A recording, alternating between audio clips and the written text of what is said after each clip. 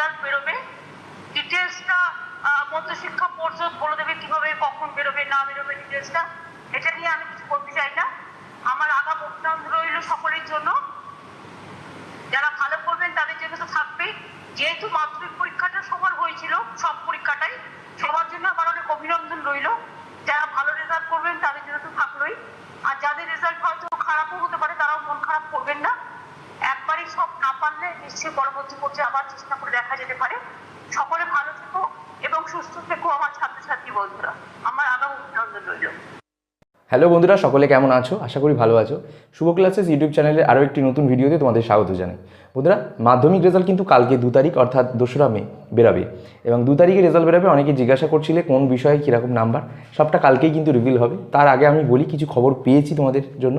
মুখ্যমন্ত্রী তো প্রথমেই তোমাদের শুভেচ্ছা জানালো যে ভালো পরীক্ষা যেগুলো হবে সেগুলোর জন্য ভালো পরীক্ষা যাদের হয়েছে বা ভালো রেজাল্ট যাদের হবে তাদের সকলকে শুভেচ্ছা মুখ্যমন্ত্রীর তরফ থেকে। কিন্তু যাদের রেজাল্ট একটু খারাপ হবে তাদের মন খারাপ করার কোনো প্রয়োজন নেই।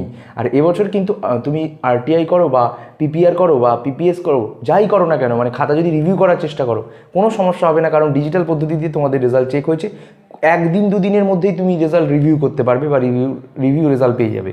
তো এটা হচ্ছে বড় খবর। এর পাশাপাশি তোমাদের 7-8টা সাবজেক্ট টোটাল রয়েছে, যেমন বাংলা, ইংলিশ, ভৌতবিজ্ঞান, জীবনবিজ্ঞান, ভূগোল এবং এর পাশাপাশি মানে অঙ্ক।